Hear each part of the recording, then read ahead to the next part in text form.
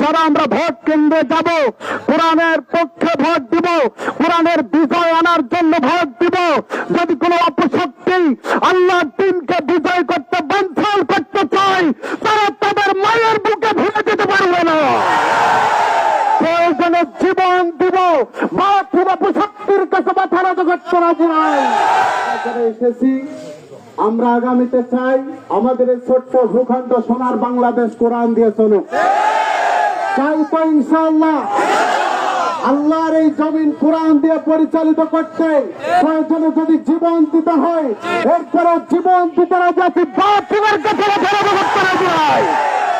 আমার ভাইয়েরা বলতে চাই, এই যে ভোট কেন্দ্রে যে আমরা যাব, কথা সংক্ষিপ্ত হবে। আমরা ভোট কেন্দ্রে যাব, আমাদের ছোট্ট ভূখণ্ড সোনার বাংলাদেশ ইসলাম প্রতিষ্ঠা করতে চাই।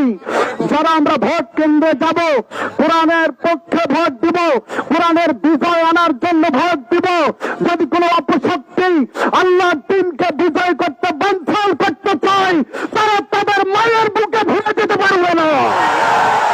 প্রয়োজনে জীবন দিব, বাতিল অপশক্তির কাছে মাথা নত করতে রাজি নয়। আমার ভাইয়েরা, কথা খুব সংক্ষিপ্ত। আল্লাহ তাআলা বলেন, ওয়ালা তাহিনু ওয়ালা তাহজানু ওয়া আনতুমুল আ'লাউনা ইন কুনতুম মুমিনিন। তোমাদের কোনো ভয় নাই, তোমাদের কোনো চিন্তা নাই, যদি তোমরা মুমিন হও তোমরাই বিজয়ী হবে। আল্লাহ তাআলা বলেন, যুবক যারা তাদেরকে আল্লাহ তাআলা ভালোবাসেন।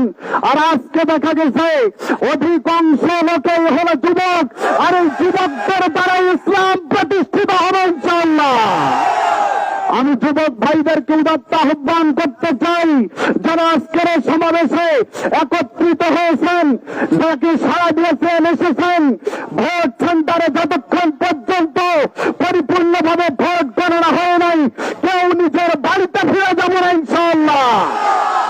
আমার ভাইয়েরা, আমরা যারা এখানে আসলাম, আমরা ইসলামের জন্য প্রয়োজনে জীবন দেব, বাতিলের কাছে মাথা নত করতে রাজি নয়। আমরা আল্লাহর জমিনে আল্লাহর দ্বীন কায়েম করতে চাই তো ইনশাআল্লাহ।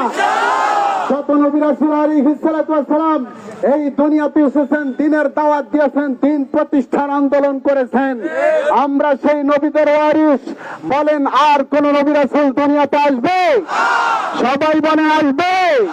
তাহলে নবী রাসূলদের দায়িত্ব পালন করছেন, নবী রাসূলদের যে দায়িত্ব পটভূমি পালন করছেন, এ জাতির শ্রেষ্ঠ সন্তান উলামায়ে কিরাম যারা, তারা নবী রাসূলদের ডাক দিয়ে আমরা যেমনি ভাবে যেতাম, যেটা আর নবী রাসূল আসবে না।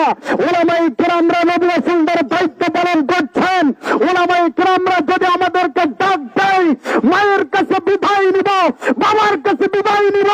উলামায়ে কিরামদের ডাকে, অধ্যাপক গোলাম রব্বানী স্যারের ডাকে প্রয়োজনে দেশ ছেড়ে জমিন ছেড়ে চলে যাব, বাতিল অপশক্তির কাছে মাথা নত করতে রাজি নয়। তারা যারা রাজি আছে, হাত তুলে আমার আল্লাহকে দেখা দেয়। আল্লাহ তাআলা কবুল করুন।